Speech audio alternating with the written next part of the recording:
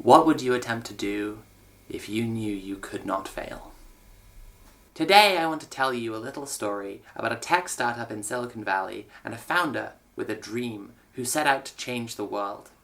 You might have heard this one before, and you've almost certainly heard a story a lot like it. In this story, a visionary young person who dropped out of university fought against naysayers and doubters to show everyone their idea could work. Their unorthodox approach to leading a company divided observers between seeing them as a sadistic egomaniac, driven by utter detachment from reality and delusions of grandeur, and someone who has what it takes to do what everyone else said could never be done. Eventually securing the funding to create their revolutionary product, the founder was met with acclaim, celebrity, magazine covers, interviews, and near-legendary status, with a growing base of other young dreamers looking up to them, inspired by the burning path they had cut through the impossible to change the world and their industry forever.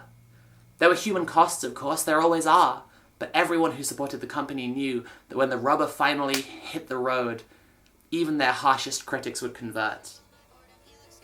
There was only one small hitch. The product they were selling didn't exist. I don't need much, I'm pretty happy now. I won't be done until I get my crown. I don't like shows, I'm kinda scared of crowds. I just fuck twinks and chill inside my house. But girl, one day I'll fade away, so be ready. Hi, my name's Sophie. Today I want to talk about Theranos and its founder Elizabeth Holmes, who claimed to have invented a fantastical product which didn't exist for 12 years, gaining billions of dollars in investment funds and eventually leading her to be charged with fraud. Now, this story is seemingly over, and there have been a lot of people who've told it and drawn their own conclusions, but most of those conclusions talk about what kind of person Elizabeth Holmes is when they try to explain why she did what she did, and that doesn't sit quite right with me.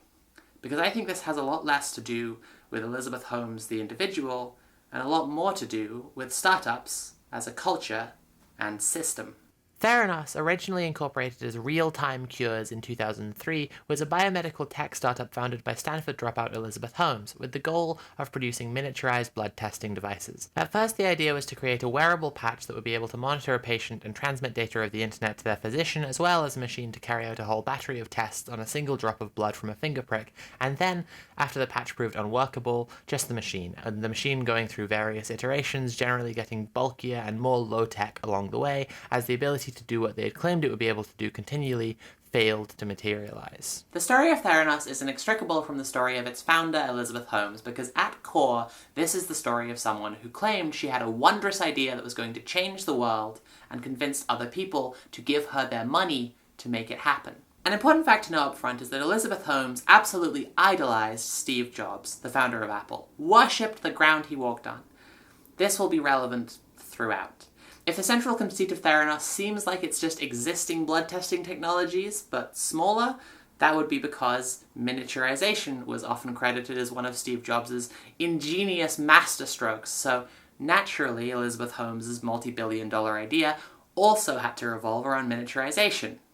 She was trying to turn a phlebotomy clinic into an iPod. It's also worth thinking about the figure of the dropout in capitalist enterprise culture and how it both delivers us Elizabeth Holmes and also can be reflexively used to understand her story better. This will be relevant throughout. In fact, Holmes is so readily identified with the CEO dropout archetype in startup mythmaking that the ABC News podcast and an eventual Hulu TV adaptation of her story was titled The Dropout. Actually, it's hitting me right now that they probably thought there was clever wordplay there with, like, drop, right? It's, blood drop and fuck. Stories of entrepreneurs like Bill Gates and Steve Jobs who dropped out of college drove a capitalist myth-making strain that suggested college dropouts who founded companies had seen through the drudgery and monotony of academia and were simply smarter than all their peers by choosing the rational self-interest of making lots of money instead of the conformist path of contributing to the knowledge base of society. They are, simply put, too cool for school. Of course, before we really get going with Elizabeth's story, I think it's really worth acknowledging not only that she was setting impossible standards for herself by comparing herself to some of the most successful founders in history, but also that Bill Gates and Steve Jobs' products were actually a lot easier to make. Supposing that the R&D team has the funding, a personal home computer with a graphical user interface, or a small portable music player, or a touchscreen phone with lots of ancillary features and applications, these are all obviously things that people will want to buy, so the pressure to bring a viable product to market first is a real pressure, but in the end user case, nobody's life is on the line. No one is going to be misdiagnosed with a serious medical condition, or worse, not diagnosed with a serious condition if they do have it, if you mess up. So how did this all go down? In the initial stages, Theranos would seem to be a pretty normal company developing a new product. The original idea proved impossible, so they worked towards something more pragmatic and viable, developed a process for the blood to be taken into the machine and transported through various stages of testing internally. This machine was known as the Theranos 1.0, and after 2 years of working on developing the prototype, the Theranos 1.0 finally started to successfully transmit blood test results just in time for Holmes and crew to meet with Swiss pharmaceutical giant Novartis. Here, 2 years into their 12-year story, was where the whole thing took a sharp left turn, directly off a cliff. The night before the meeting and proposed demo to Novartis, the prototype stopped working. Having worked on prototype electronics myself, I can say there are any number of things that can go wrong in between controlled lab testing of a device and trying to run it in a hotel room halfway around the planet, but the headline was the Theranos 1.0 was no longer generating or transmitting results. Rather than delay the meeting, Elizabeth had her employees work all night trying to fix it to no avail. In John Carreyrou's book about Theranos, Bad Blood, Carreyrou writes that one employee offered so much of his literal, actual blood to testing the machine that by morning his finger could no longer be pricked for more tests. There was no blood in it. Faced with this intractable solution, Elizabeth Holmes, the most normal startup founder in history, came up with an ingenious solution. Lie. Always lying to me, too much, lying so much. She demoed the Theranos 1.0 in front of the Novartis team and had the lab in California transmit results to the machine synchronously with the demo to make it look like it had authentically tested the blood sample in real time in front of them. It would be reasonable to attribute Elizabeth Holmes' motives here to a common adage in the startup community, especially among CEOs: fake it till you make it. This is used with alarming frequency in startup and venture capital circles to mean everything from dress for the job you want to pretend your product is working even though you know it's not, and just pray to whatever you believe in that it will be by the time that it matters. Companies will frequently list their founding date on public sites as more recent than it was to make their achievements look like they happened in less time, and also look the other way and forget to remove employees off their sites after those employees leave the company to make it look like the company can afford to have more people on payroll than it actually can. These are relatively harmless, but incredibly commonplace examples of faking it till you make it, because fake it till you make it is upsettingly sound advice for CEOs when the basic catch-22 of being a founder in a startup space is you need venture capital to get anything done, but to attract venture capital, you need to achieve more than you possibly can with what you have. The obvious problem when fake it till you make it moves from sound common sense advice to all-encompassing way of life is that some of the people who are faking it won't make it. And some of those people would have been fine not making it if it weren't for the fact that they were faking it. And some of those times, faking it and then not making it will seriously hurt a lot of people. To revisit the issue of feasibility and miniaturization for a second, let's just examine why the full promises of Theranos were never going to work. What Holmes saw as the revolutionary, sexy innovation of companies like Apple, miniaturization, rely on the shrinking of a very specific technology, the transistor. See, microchips use binary logic, and to represent that binary logic in physical space, transistors are put into circuits which can store data. I did study electronic engineering. I am simplifying for my YouTube audience. Please leave any Reddit bro shit out of my comments. As the smallest possible size that a transistor can be shrinks, the number of transistors that can fit in an integrated circuit increases, a devastatingly resilient observation known as Moore's law, which is basically why we keep getting more powerful and smaller computers whether we want them or not. However, no matter the technology used, blood can't be scaled down in the same way, and certainly not for the hundreds of tests that Theranos were claiming to be able to run on a single drop. Blood isn't totally homogeneous, and a single drop could contain far more of something that you're testing for than the total circulatory system, or crucially could not contain cells and markers that indicate exactly what you're looking for. Some blood tests require blood to be spun in a centrifuge. Some blood tests require blood to be kept at precise temperatures. Even tests like HIV that can be done on a single drop can't be done accurately on a single drop that's been diluted and shot all around an iMac-looking nonsense machine that's trying to do hundreds of other tests. HIV tests can be done on a single drop of blood, but not in this way, not by this technology, and therefore not reliably. And that's foreshadowing. Over the next few years, Theranos continued to gain notoriety as the biomed tech company of the future that was going to change everything as engineers struggled to make anything even remotely viable as a product. Over that same period, Holmes' role at the company became primarily to secure more funding and detached from anything going on in office except to protect the company and herself from legal repercussions. This is where the phrase proprietary information entered frequent use, both as a way to avoid ever having to explain what the nonsense machine supposedly did, and as a legal warning to employees to uphold their non-disclosure agreements on pain of bankrupting lawsuit.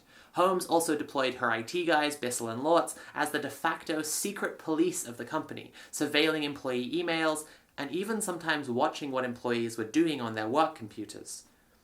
Employees were forbidden from talking between departments, and at some point security were even moved into the offices to stop employees from straying too far from their designated work areas under the justification of, you guessed it, protecting proprietary information. In 2010, Ian Gibbons, who was originally hired in 2005 as Theranos' chief scientist, one of the few people with a clear overview of the whole project who wasn't a craven, profit-thirsty parasite, confided in a friend that the claims being made externally by the company were not at all in line with the actual efficacy of the product. The friend told Elizabeth, who promptly fired Gibbons, but after many other employees protested, Gibbons was rehired as a technical consultant and kept away from his own team within the company by security. The unpopularity of this move was down to several factors. Reports described Gibbons as generally reasonable and well-liked. Gibbons was an early and vital part of the team, having authored 23 of Theranos' patents, and Gibbons had battled with cancer and needed the employee-based health insurance that his job provided. If Holmes had cared what her employees thought of her, the possibility of her being a benevolent dictator was rapidly vanishing over the horizon. So now we need to talk about Richard Fuis, and I think it's really worth spending a minute to get into the Fuis situation. Richard Fuis is a bit of a character. I don't have time to get into all of it now, but let me let you know that his Wikipedia article has headings such as Medcom in the Middle East, Falcon and the Soviet Union, allegations of arms sales to Iraq, Lockerbie bombing case, and Susan Lindauer and 9/11. I encourage you to go and read more about this yourself. Maybe the onus is on me to clarify that the allegations of arms sales to Iraq were being made by Fuis, not against Fuis. Richard Fuis was a family friend of the Holmeses when Elizabeth was growing up, and besides being notable for his long entanglement in various CIA operations, he generally just comes across as quite a peculiar dude. His success came through multiple decades of working in the pharmaceutical and biomedical technology industries, and Fuis is relevant to the Theranos story for several reasons. Firstly, because when Carreyrou started writing his expose and then book about the situation, Fuis seems to have been somewhat instrumental in introducing him to people, and secondly, because Fuis, Theranos, and Holmes became embroiled in an absolutely bizarre legal slap fight in 2011. So it seems that Fuis patented a piece of technology to do with transmitting medical data over the internet after he found out that Elizabeth had founded a company in his field of interest without consulting or involving him. I'm not speculating on Fuis' motives there, I'm just stating the order of events. Fuis found out what Theranos was claiming to be able to do, and then filed a patent for something that they hadn't thought of patenting, and then Elizabeth and Theranos sued Fuis and his sons, apparently, with Elizabeth's legal representation claiming that the Fuises thought that they could take advantage of her because she was, quote, young and female. So you have the one side of this case who are family friends with the other side of the case who have patented a part of a fake technology that doesn't exist and can't work anyway, and the other side's main response is, you just hate to see a girl boss winning. The space I'm giving to discussing this in this video is primarily because if this man in some way represents the community that Elizabeth Holmes comes from, then that says something to me about the American upper middle class, and I can't repeat it because it would be a violation of YouTube's terms of service. However, there is another big reason to talk about Fuis and the lawsuit. In 2013, Ian Gibbons was notified that he was being subpoenaed and would have to testify in the case, Knowing that the technology Theranos was working on didn't do anything like what they were claiming it did, Gibbons found himself between a rock and a hard place. He felt strongly that if he told the truth, he would lose his job, possibly be sued by Theranos for sharing proprietary information, and he feared that he wouldn't be able to find work anywhere else. Speaking on Ian's state of mind around the time, his wife said, "It was hell for him to work there. It was complete hell. I think that he was very confused about why he was being treated so badly." On May 16th, Gibbons overdosed on wine and acetaminophen, and his wife found him unconscious and had him rushed to hospital, where he died of liver failure a week later. When she called the officers to let them know what had happened, Elizabeth didn't call her back, but she did receive an email from Theranos' legal representation asking her to give them anything that might have been in Ian's possession that contained proprietary information. So many strange and noteworthy things happened at Theranos that it's often better to tell the story not chronologically, but rather grouped by theme, which is why Carrie's book has a chapter titled Apple Envy. So, let's take a minute and look at some of the things that Elizabeth Holmes did in her ongoing quest to, Detroit, become Steve Jobs. One of Holmes' early meetings was with Larry Ellison, who was on Apple's board of directors and later invested in Theranos. She also recruited Avi Tavanian, Apple's former vice president of software engineering, to the board in 2006 and hired Anna Ariola, a designer at Apple, to oversee product design at Theranos around the same time. Anna left behind 15,000 Apple shares to join the company because she wanted to work on something which was going to actually help people, and she quickly became one of the employees who stood up to Elizabeth to her face more than anyone, as her job should really require a complete overview of the product, and Holmes did as much as possible to keep Ariola on a need-to-know basis. Over time, the project moved away from the Theranos 1.0 model of transporting the blood through tubes and to a new prototype based on a robotic arm used for automated glue placements. This new machine earned the nickname Gluebot among Theranos employees, but Holmes, eager to switch to a canonized name, declared, "We've tried everything, so let's call it the Edison," a reference to a Thomas Edison quote, "I haven't failed, I've just found 10,000 ways that don't work." This is funny not only because of the very on-the-nose acknowledgement of Theranos' ongoing fraud, but also because Holmes isn't even a modern Thomas Edison, a hack who stole other people's working inventions and took credit for them. If she were a modern Thomas Edison, she wouldn't have a product called the Edison. She would probably do something like buy the controlling shares of a company called Tesla and then be bizarrely spiteful, petty, and mean towards the actual founder and inventor. Anyway, regarding the aesthetic design of the Edison, Carrie Rue writes in Bad Blood, Elizabeth wanted a software touchscreen similar to the iPhones and a sleek outer case for the machine. The case, she decreed, should have two colours separated by a diagonal cut, like the original iMac. But unlike the first iMac, it couldn't be translucent. It had to hide the robotic arm and the rest of the Edison's innards. She also contracted Eve Behar, a prolific designer in the Silicon Valley space who has done work for, among other companies, Apple, to design the look of the Edison, which Anna was then in charge of making work on a technical level. Carrie Rue also writes that Anna felt that Elizabeth could use a makeover herself. The way she dressed was decidedly unfashionable. She wore wide grey pantsuits and Christmas sweaters that made her look like a frumpy accountant. People in her entourage like Channing Robertson and Don Lucas were beginning to compare her to Steve Jobs. If so, she should dress the part, she told her. Elizabeth took the suggestion to heart. From that point on, she came to work in a black turtleneck and black slacks most days. Carrie Rue chooses violence repeatedly in the book by reading people's fashion choices for filth, which I have to admit I enjoy. My man did not have to laying her down like that by calling her a frumpy accountant. Elizabeth's Apple envy didn't mean she treated the crumbs she managed to catch falling off Apple's plate particularly well. She still had to protect the company's proprietary information after all, and both from above as part of the board of directors, Avi could see it was quite troubling that the company's strategy, executive staff, and basic product had all changed in a very short amount of time. And from below, Anna could see there were far too many problems with the technology for Theranos to already be conducting a large-scale study on actual patients, as it was trying to do by this point in 2007. For asking questions about the state of the company, Avi began to be pushed out, and even threatened with a lawsuit for publicly disparaging the company. Carrie Rue writes, Avi was astonished. Not only had he done no such things, in all his years at Silicon Valley, he had never come close to being threatened with a lawsuit. All over the valley, he was known as a nice guy. A teddy bear. He didn't have any enemies. What was going on here? What indeed? Anna resigned in 2007 and Avi left the board shortly after, effectively peeling the Apple skin off the company. although it would still be some time before the worm was discovered. Alongside the Edison and later the Minilab, Theranos also patented a device for drawing a very small amount of blood and feeding it into the testing machine, which they called the nanotainer. And I just want to briefly appreciate the meaningless, miniaturization-obsessed corporate brand speak of creating a portmanteau of nano and container.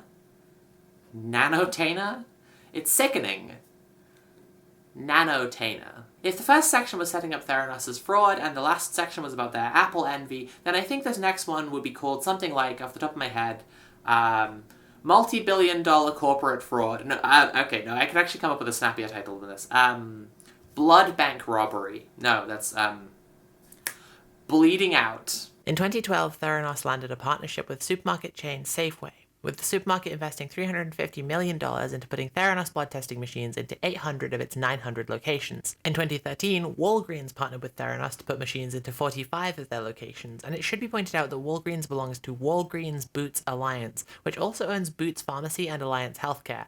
So, if you're watching this in Germany, France, or the UK and thinking, gee, what a silly situation those Yanks got themselves into, glad it didn't happen over here, well, it's at least conceivable that if this partnership had continued to develop, Theranos could have been operating in stores internationally. In July 2015, the FDA approved the use of Theranos machines outside of clinical lab settings, specifically for herpes. This was still a far cry from the use in new medical research that had generated the vast majority of buzz and speculative value around the company, but it would mean they could start rolling out their faulty devices to actual patients in a commercial setting. FDA approval may be something that has occurred to my more canny viewers already as a major roadblock for Theranos, but since it had pivoted at least temporarily to a model where it didn't sell its machines to other labs, it didn't actually need FDA approval to start selling tests to patients directly. The Walgreens partnership did actually result in real locations in operation. 42 of them were in operation around Phoenix, Arizona, with 2 in California and 1 in Pennsylvania. The reason so many of them are in Arizona can reasonably be attributed to the fact that Holmes lobbied Arizona state government to get a law passed allowing patients to get blood tests without their doctor's orders. In late 2015, our boy John Carreyrou wrote an article in the Wall Street Journal exposing that an internal understanding of just how useless the Edisons were had led Theranos to start doing tests in its wellness center locations using traditional blood testing machines instead. The more they did this, the more it became apparent that tests being run on the Edison were completely unreliable, and the more they reduced the proportion of tests being run on the Edison and relied on other technology instead. You might assume that this meant they were correcting toward straightforwardly more reliable tests, but remember, they promised to run all these tests from just a drop of blood, and a traditional blood testing machine uses a full vial drawn from a patient's arm with a needle. In order to run their tests on non-Theranos machines, they started diluting the blood samples they collected, which gave results for levels of, well, everything that are well below the safe ranges. Given that Theranos was quite frequently producing results far higher when compared to hospital tests, it might be reasonable to conclude that Theranos was multiplying the numbers to account for the dilution, and in doing so, multiplying the traditional machine's margin of error. Early tests of Theranos' machines had been done on cancer patients, something that employees had expressed misgivings about at the time given the non-existent state of the technology. The thing about the body is, it's a very complicated set of interwoven systems, and high levels of sodium or potassium or other seemingly innocuous things can actually be indicators of really serious conditions, which is what makes me feel for the patients who were tested at these snake oil clinics and given these incredibly high results. One patient was given a false positive for HIV. Now obviously we know that because they were then tested again and found negative, but that must be an incredibly traumatic thing to be put through, and frankly, we're lucky it wasn't producing false negatives, because if people who did have HIV were told they didn't, the company could have been responsible for the spread of a highly infectious and dangerous disease, and possibly even more actual deaths. Crucially, the exposure of the fact that tests were being done on technology they didn't develop shot a massive, gaping hole in the proprietary information defense. They couldn't argue that discussing details of their technology would harm the business once it became clear that the business was relying less and less on their own technology and more on misusing someone else's. Naturally, after this article came out, things started to unravel at Theranos at incredible speed. But Holmes had already been aware of Carrierou's investigation for several months. During that time, she had met with Rupert Murdoch, the owner of News Corp, which owns the Wall Street Journal, who had recently become Theranos' biggest investor multiple times to try to get the story killed. At the same time, executives at Theranos and their legal representation tried to silence Carrierou's sources, including sending Ian Gibbons' widow a letter threatening to sue her if she kept talking negatively about the company that had killed her husband. They at least temporarily managed to stop some sources talking to Carrierou and pressured one source, who was a doctor, into using their tests in her lab so her accusations against them would look less credible. In this case, it was pretty disappointing to see that after every single one of the sources that we spoke with, who the journal had contacted, told us that the statements that were being attributed to them were false or misleading, and the only sources who were left were ones who wouldn't speak with us, who on their own website say that they now do business with LabCorp in their office, or in the other case, demanded in writing that we pay them in cash upfront $2,500 for an hour to talk to them about their statements to the journal. Did the journal those know things what you weren't just referenced. said? Did the journal know everything that you just said before they wrote the article? Of course, absolutely. Why the fuck you lying? Why you always lying? Oh my god. Stop fucking lying. Nonetheless, over the course of 2015 and 16, the Walgreens and Safeway partnerships fell apart, and CMS and the FDA banned Holmes from operating blood testing facilities. Over the next few years, official investigations were opened into Theranos, and the legal case United States v. Elizabeth Holmes et al. Made its slow, steady work towards conviction. Along the way, hours of deposition and testimony from everyone involved were collected, including absolutely fascinating testimony from Holmes herself. At this point, Holmes' own impulse to lie about everything and dependence on the fact that claiming proprietary information protected her from ever needing to evidence any claims led her to live in a near-total science fiction fantasy world. She claimed the Edison was being used by American troops in combat zones. She said there were Edisons on military helicopters. Carrierou closes out Bad Blood with the following paragraph about Holmes. A sociopath is often described as someone with little or no conscience. I'll leave it to the psychologists to decide whether Holmes fits the clinical profile, but there's no question that her moral compass was badly askew. I'm fairly certain that she didn't initially set out to defraud investors and put patients in harm's way when she dropped out of Stanford 15 years ago. By all accounts, she had a vision that she genuinely believed in and threw herself into realizing. But in her all-consuming quest to be the second coming of Steve Jobs amid the gold rush of the unicorn boom, there came a point where she stopped listening to sound advice and began to cut corners. Her ambition was voracious, and it brooked no interference. If there was collateral damage on her way to riches and fame, so be it. And I have quite a few thoughts about that. As inseparable as Holmes is from Theranos, leaving the story there with conjecture about her internal motivations and her mental state misses something quite important in my opinion.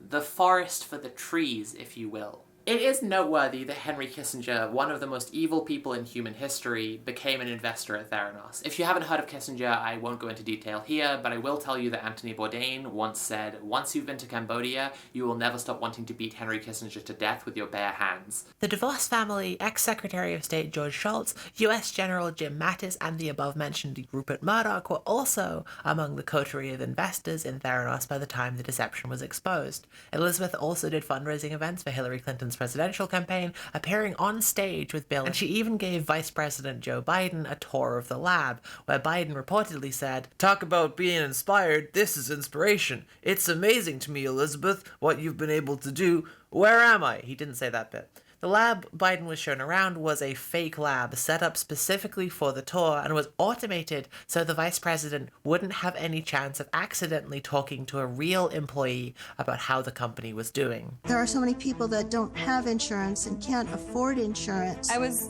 going to doctors and I couldn't afford it. I was paying out of pocket. If you're trying to live a life, it gets in the way of it. And if I could receive this information without having to spend all of this money along the way, that would be amazing. $800 for a series of blood tests? It can be pretty stressful. It's expensive. It's ridiculous. At time of writing, Elizabeth Holmes has been sentenced to 11 years in prison on charges of wire fraud and conspiracy to commit wire fraud, and is expected to surrender herself sometime next month.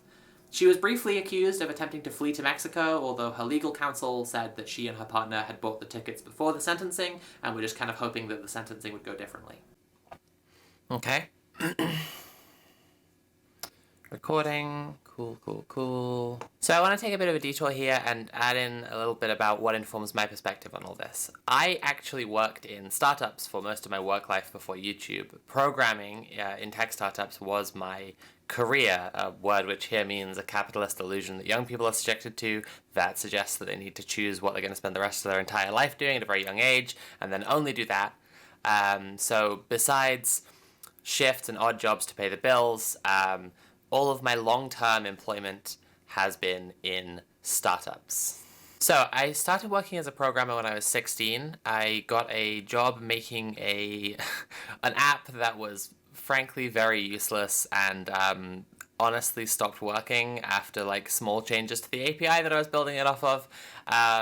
But it was a learning experience, and the people I was working for kind of wanted to give me some work experience, but they didn't want me to go unpaid, so they paid me for this project, which was all just kind of like, they were being very nice, and it was a nice time, and it was quite chill. The next one's actually pretty funny. It was during my first year of university. I'm not going to name the company or any of the companies or people that I worked for during this, but I will say it was trying to use the maps and locations feature of a smartphone in the same way that Snapchat used the camera. So they were trying to make a social media platform that was built on maps and locations. I'll be straightforward here, it was a bad idea, and I could see that while I was joining the company, and they'd gotten funding because their venture capitalist behind the company was a family friend of the founder. So their struggle wasn't really in making the app work. The app worked fine, partly in thanks to me. Their real struggle was in trying to get people to use the app or see any appeal in the app at all. Like adding locations features to messaging systems and social media platforms is a good idea. Like adding that feature in to an existing other messaging system, fantastic. A platform designed around maps and locations, who wants that, really? One time I took the train out of London to their office to meet with the full team in person for the first time, and when I got there, it turned out that the office was not an office, but was a 2-bedroom apartment that they had rented to use as an office, and it was very obvious that the 2 Korean employees who'd flown in from Korea to work there were living in the company office apartment. The whole time I was there, I was just trying to earn enough money to be able to pay my rent while I was a student, but the CEO kept on talking about, like, California and Silicon Valley, and more than once he tried to offer me shares in the company in exchange for, like, reduced pay, and I was like, no, I really want to be able to pay my rent. I have this one really distinct memory of the marketing guy grilling the CEO, trying to, like, just get anything that he could use to sell the app to people, and the CEO sitting on the floor of the office apartment, just saying, like, I don't know, I just really like maps. And that was when I decided I would have to quit as soon as I got home. The next few jobs that I had were all honestly nightmarish, and the direct run-up to me just being on unemployment benefits and then starting to do YouTube.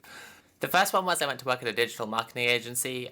They made websites and like ad copy on digital platforms for brands, but increasingly their clients wanted all sorts of like fancy bullshit, like point of sale displays and touch screens inside the shop floor and whatever kind of fancy toys they could find a justification to use. And they had one developer working on that, and then the workload got too big, so they decided to hire 2 more developers underneath him to start a new department. So this guy who was kind of a lone wolf, not much of a team player, was expected to then manage a department. So that's when I was hired in to work on all the doohickeys, right? VR, remote control stuff.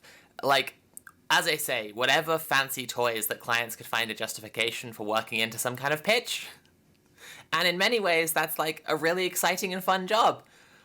On paper. As soon as I got there, it became really obvious the entire company had a really bad work-life culture and a horrific blame culture. Like, everyone was stressed all the time. And like the account managers who would interface with the clients were all promising to the clients that it would be done like yesterday without consulting like the designers or the developers at all. So everyone was just like constantly stressed, constantly apologizing, constantly making up for lost time. None of us were paid for overtime, but most of the people there stayed after work for unpaid overtime anyway, just because they were supposed to catch up on deadlines that didn't need to be set as soon as they were. In the time that I was at this company, a quarter of the staff quit and were replaced, and I was only there like 6 months. Like, a quarter of the people. That's ridiculous. One time a girl came into work for her first day, and she saw in the morning what it was like to work there. So at lunchtime, she just got her coat and her bag, and she left without saying a word to anyone, and she just never came back. And honestly, I've never respected another human being so much, and I'm not sure I ever will again. The CEO, he wasn't the founder. He'd been hired in to manage the company by the founder. He was a really weird dude. One time, he said to me that he had seen me during his commute at the same train station as him. So rather than like striking up conversation with me about like, oh, do we live in a similar part of London? He looked up my address in the personnel files. Weird guy. So after a few months of trying to make this work, I got called into a job review with that weird CEO and the head of my department, who had just been a like regular level programmer before. And the long and the short of it was that because I wasn't staying after work, which I had no contractual obligation to do for unpaid overtime, and because I was working, they said too fast, which like I can understand from a team point of view. You want people to be able to like review code, put things through quality assurance. You want to make sure that things are good and done to a standard. I do understand that. I'm not trying to humble brag or something. But nonetheless, that's what they said, that I was working too fast. In a newly formed department with a guy who's not managed people before, it's kind of strange to be like, you're not working to any standards. This is clearly your fault. 19-year-old who works for us. So they gave me a month to work better within their like team environment and shape up and make sure I was playing their game. So I did. For the next month, I worked to what I felt that they were asking for. I actually did a lot less work that month, got way less done, but I sent a lot more emails. I made sure there was a really precise paper trail for everything that I did. After that month, I got called in for another job review, and the weird CEO started talking to my boss like I wasn't there, about like some gadget that he'd bought that he liked. He was just talking about some like thing he'd found online that he bought that I can't remember what it did now. It was something to do with his bed. Just telling my boss about this thing, and I was just like, I'm waiting to hear if I still have my job. Like, is this just like a power play? What is this, honestly? And after like 10 minutes of that, they were like, anyway, you've done great. You've really shaped up, and you're being a team player, and you can keep your job. So I quit right after that because I was absolutely done. Even if it had been better, I was not doing very well. I had recently diagnosed BPD, and I had this really strange thing where I like thought I was a man. Well, I do think that if I had been totally well, I still would have found it to be an absolutely atrocious place, because I talked to a lot of people who had been working for a long time there and other places. There were like constantly freelancers coming in and out who would just be like, this is the worst place of any of the places that I work. I hate this. It especially stood out that I had like sold myself as a fast learner and someone who could do a lot of different stuff when I went to the initial job interview. That stood out because there was a guy who had been hired also for this new department, so ostensibly like on the same level as me, and he only knew how to do HTML, like, and barely. So he just did like moving some stuff around on web pages, and that's all he did. But I had made it clear that I was a fast learner, and so they'd kind of extrapolated that they could get me to do projects in languages that I'd never programmed in before, and that I would do them, and then I did do them. And then, because there was no accountability structure to make sure that they were being done well or to a standard, or that I was learning things properly, that was my fault. Apparently. It was neat. After that, I went to work for a fashion tech startup, and this place was a lot more chill immediately, or so it seemed. There was a really nice guy there who was working remotely from Oklahoma, and I think about him a lot, because he was just lovely, and I hope he's doing well. So what happened at this fashion place was, I had a panic attack one day, which was honestly a pretty frequent occurrence. C above, BPD, comma, thought I was a man. And because I'd had a really bad panic attack, after just at the end of the day, at closing time, I told my boss that I was not going to be able to work the next day like she'd asked, which was a Saturday and was not a usual working day anyway. And she fired me. Or actually, she didn't fire me. What she did was not reply, delete my work email, which became a huge hassle down the line because all my pay slips and all of my tax documentation had been sent to me through my work email, so that was fantastic. I tried to reach out to her on WhatsApp and she blocked me, and then she didn't pay me the month of pay and the 2 weeks of notice that I was supposed to serve, and just stopped talking to me, and it was clear that I had been fired, but I needed to focus on the £3,000 that I didn't have that I needed for rent and food right away. So couldn't really focus on trying to fight her about that. I'm not naming any names here, but I just want to say, if you ever have the opportunity to work for someone from a West European aristo family with a double-barreled last name, for the love of God, do not do it. I may have a small sample size, but from my experience, 100% of them will try to steal £3,000 from you. Okay, so my last job before YouTube, I went to work at a tech startup that was making an app. And the app was to focus on mental health. It was supposed to give people kind of a therapeutic space and some journaling features to help improve people's mental health. And because of that, the company was quite involved with some mental health charities and mental health events and stuff. And I thought, this is really cool because actually I knew this person who's the founder and the CEO while I was working at the last place. And she saw what happened to me there. And, she could see that it was absolutely awful, that, all this awful stuff happened to me, and I was fired for having a panic attack, and this is a mental health-focused thing, and clearly my BPD has run headlong into the immovable object of capitalist work culture a few times now, so, hey, working for a mental health startup, that's going to be fantastic.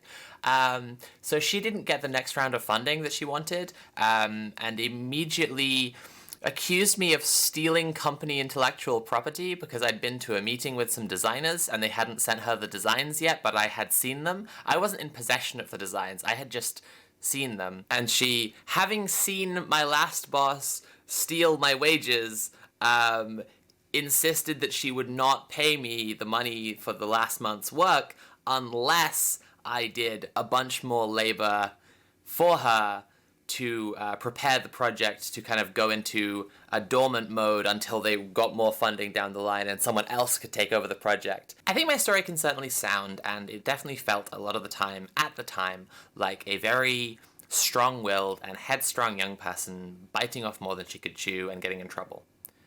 But with a little bit more time to reflect, and having grown a little older and wiser, I can really see there were a lot of people around me at every single step who were over-eager to accept the idea that I was some kind of wunderkind, that I was going to be able to handle massive amounts of responsibility, and they frequently gave me as much responsibility or even more than people who had been working in the same field for 20 years already. I don't want to make the very obvious error here and compare my experience too closely to Elizabeth Holmes when, for one thing, I was an employee and she was assigned bourgeois at birth, but I have seen firsthand how in the desperate alchemist's den that is startup culture, where bullshit artists are constantly trying to spin nothing into $1 million, there are a lot of people who are really happy to take young people who promise the world at their word. They're really happy to take young people who are saying that they can handle a little responsibility for reasonable pay and give them a lot of responsibility and then give them all the blame when something goes wrong. The internal galvanizing myth of the unicorn gold rush broadly, and Theranos and Elizabeth Holmes specifically, is that the founder, Holmes in this case, is a special person, a genius, a disruptor, a unicorn, someone who's going to change the world. Her success is guaranteed because she has every advantage and has decided from an early age that she was going to become a billionaire. Elizabeth had a paperweight on her desk at Theranos with an inspirational quote that read, What would you attempt to do if you knew you could not fail? Success, everyone was assured, was simply her destiny. In turn, this meant that Elizabeth could weaponize the dedication of her employees against any perceived threats or enemies. Former employees frequently came under suspicion or even became public enemy number one, since their departure from Theranos implied that they might have figured out what Theranos was up to, whether they were willing to break their NDAs and say so, or not. Loyalty within the company was frequently rewarded over competency, willingness to protect the vision over ability or even intention to help anyone. Despite the obvious incompleteness of their work, employees were expected to not only tolerate the lack of communication between departments as a measure to protect proprietary information, but revere it as a demonstration of faith that the greater whole would make up for their individual failings. Furthermore, this cult-like climate in the company meshed seamlessly with Holmes's personal myth-making. Anything that she valorized about herself and Theranos was obviously the same thing for which her enemies were trying to destroy her. Theranos was trying to help people, so Theranos' enemies just wanted to make money. Holmes and much of her team were quite young, so critics must be old establishment cogs afraid of change. Holmes positioned herself as some kind of feminist icon, so her enemies must just be angry misogynists who hate to see a girl boss winning. Okay. I want to examine this mentality for a second because despite my best efforts to end capitalism and business and money as a concept, I am, technically speaking, for the time being, a girl boss. And I do have experience and thoughts about women working in male-dominated industries and fields. For example, I like looking good and dressing well, but my appearance is under scrutiny in a way that my male colleagues do not experience. The first thing people reach for when they disagree with me is to call me ugly in some way or another, and people who otherwise seem to be enjoying my content still make all sorts of bizarre and invasive comments about my appearance. I get DM requests, messages from patrons, replies on Twitter, and of course my beloved, darling YouTube comment section, where I think I'm going to be engaged with on the terms of like what my work is actually about. I think it's going to be a member of my audience who are excited to talk to me about the work I do, and instead it's about my gender, or my thoughts on gender, or how I dress, or how I look. And I know that men doing the same job are not getting these comments. Gender isn't actually a huge part of my work, and I don't spend a lot of time thinking about it outside of defending my right to be treated like a human being. But it is a huge part of the response to my work. Like, I'm not trying to drive away compliments, but sometimes I feel like I'm looking around at the people who drive conversations in our space, and I'm looking at intelligent, charismatic, well-read, insightful women doing actually the majority of the heavy lifting, if we're being honest.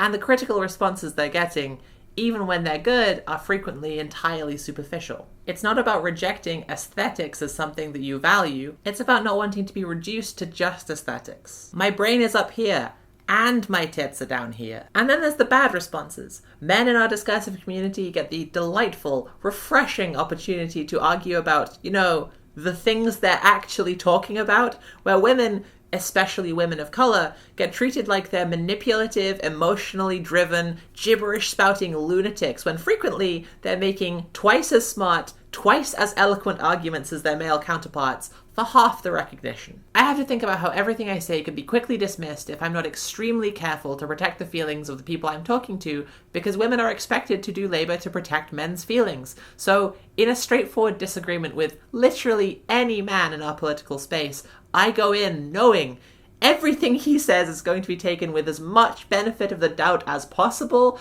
and everything I say has to be crystal fucking clear or else. We all know of smart women who are good at their jobs who've had to leave a space permanently because of the mounting, cascading bullshit of utter gibberish that starts stacking up as soon as you're perceived as a woman in the public eye and comes crashing back down on you over and ever more anytime people think they've found a rational, justified, intelligent reason to call you a bitch. And I don't just have to think about that, I have to think about how knowing that that is how I will be treated affects how I conduct myself. I have to think about the paranoia I experience because of the trauma of how women are treated, and saying this right now, I have to think about people who will use what I just said earlier in this sentence to try to dismiss any time I am validly pointing out that I am experiencing misogyny. It's crazy making, is my point. And if you're a cis man who's watching this and thinks that they already know all this and don't need to hear it, you know what? Patreon.com/Sophie from Mars. Highest tier as penance. We also need to briefly talk about sexual harassment, sexual assault, and rape. Every woman you know has been sexually harassed. That's a fact. Most women you know have been, or at some point will have, some kind of experience of sexual assault. As a survivor myself, I want to draw attention to how this can affect your feelings about your own life and achievements, how it can create a need to assert yourself, to prove to yourself that that experience didn't drain you of your ability to live your own life. And I think it's worth noting that Elizabeth Holmes dropped out of Stanford after she was drugged and raped by another student. In telling the story of Theranos, I would usually err on the side of not bringing this up, but Holmes talked about it at her trial, saying, I was questioning how I was going to be able to process that experience and what I wanted to do with my life, and I decided that I was going to build a life by building this company. And then she very really did make the company her life and defended it like it was her life, even though doing that involved doing horrible things to other people. None of this exonerates her. I'm talking about systems. The TV adaptation, The Dropout, is highly fictionalized, so I don't know exactly how Elizabeth's meeting with angel investor Larry Ellison went, and certainly in the show nothing explicitly untoward happens, but the show depicts Larry Ellison taking her, along with his male assistant, out on his boat into the middle of fucking nowhere, before asking her if she's willing to do anything to succeed, and then getting her to repeatedly chant, "Get the fucking money," as he indoctrinates her into the bizarre, magical thinking mindset of CEOs. I don't know how their meeting actually went, but I don't think the construction of that scene is an accident. The TV adaptation, perhaps a lot more deftly than I've managed here, shows us the two sides of her story, and in seeing those two sides, we can understand that putting all the responsibility for everything that ever happened on her is missing a bigger picture. Or maybe you all just hate to see a girl boss winning. I'll talk with people sometimes and they'll say, oh, I want to start a business, and my question is always, why? I'm not talking about all of this to justify any of Holmes's actions, but rather to explain what would create an internally plausible narrative that her critics were misogynists. We can see how this would look believable if you found yourself on her side because of, say, for instance, her paying your salary. We can also see how narratives like this could be used to create the cult-like environment of the company that led to such scenes as Elizabeth and Sonny gathering all the employees together in the cafeteria to respond to John Carreyrou starting to expose the company and making them all chant together, "Fuck you, Carreyrou. Fuck you, Carreyrou."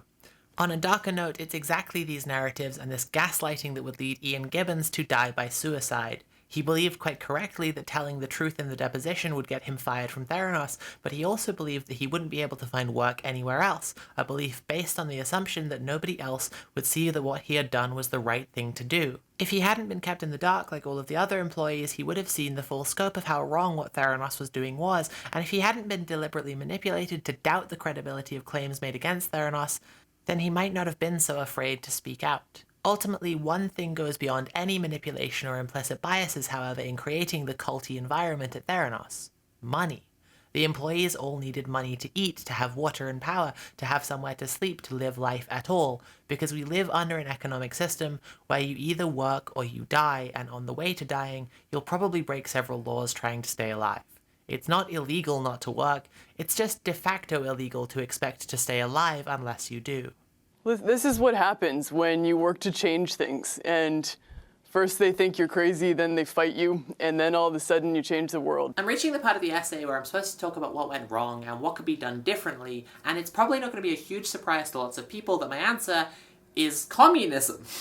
The issue here is capitalism, and the model that our society uses to innovate and invent, and to fix it, we would need to untether innovation and invention from the shackles of investment capital and profit. David Graeber very astutely points out in Debt the First 5,000 Years how capitalism requires what he calls little everyday communisms in order to function at all. People constantly work for the common good, or to take care of each other, rather than for profit. And in spaces where things get made that actually help people, that's even more the case. most invention and innovation still happens in publicly funded academic research spaces. The point here is not to defend Elizabeth Holmes, who has done absolutely atrocious things in the pursuit of profit, but rather to put the system around her as the main focus instead of the individual person. I think The Dropout does that pretty well. It's hard to represent someone as a vulnerable child learning and growing and seeing their whole life and watching them make mistakes, and if not feel sorry for them, then at least see the people around them as more responsible than you otherwise would for those mistakes. I think it at the very least shows other people as influencing the things that she did, which they certainly did do. The Dropout, I think, was made by people who do understand the problems here. Some parts are obviously fictionalized, but it puts a real emphasis on the loss of work-life balance and eventually life altogether that this kind of culture does encourage. Holmes is facing an 11-year prison sentence for several counts of wire fraud and conspiracy to commit wire fraud, and in her trial, the jury found her not guilty on her charge of defrauding patients. In other words, all the punishment she is receiving is for taking rich people's money, which I'd argue is the least harmful thing she did. I don't particularly care if Henry Kissinger got all his apes stolen. She put a vulnerable employee in a position where he felt his best option was suicide. She pushed repeatedly over the course of 12 years to have her completely useless technology used on patients, knowing it would put them in danger. It's not like I'm advocating for her to receive more prison time. I'm a prison abolitionist. I don't think prisons should exist.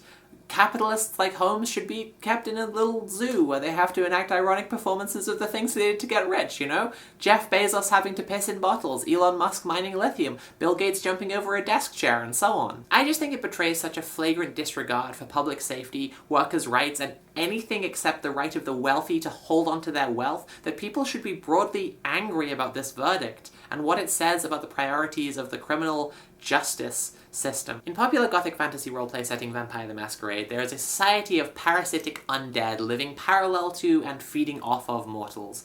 It's been pointed out many times how this could be used to describe the politics of the ruling class, with the oldest living vampires having hundreds or even thousands of years to feed off of humans and become more powerful, losing touch with their own humanity along the way. Among this parasitic culture, the greatest known crime is diablerie, for one vampire to devour another.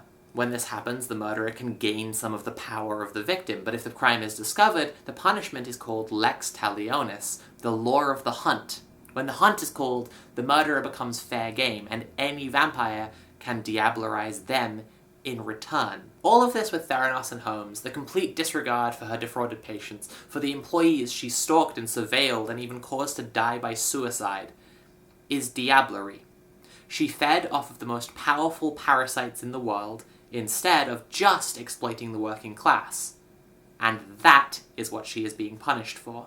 Everything that is said about how awful Holmes is could be true. Carrierou's claim that she's a sociopath could be true, but the way he uses that claim seems in line with how people talk about serial killers and psychopaths. He's attributing some kind of manipulative superpowers to her, when actually she's the beneficiary of enormous societal privilege. She even went to a private elementary school. A lot of journalists now are incredibly blind to the privileges afforded to the establishment and ruling class because they benefit from a lot of them themselves. And so when talking about someone like Holmes, they have to claim they are uniquely talented in some way, even if it's a bad way. Carrierou obviously describes some of the privilege afforded to Holmes in his book. I mean, it's how I found out about it, in his book. But I still think the final claim of the book, that she may be a sociopath, is deployed to explain why an otherwise functional system could produce someone who does such awful things.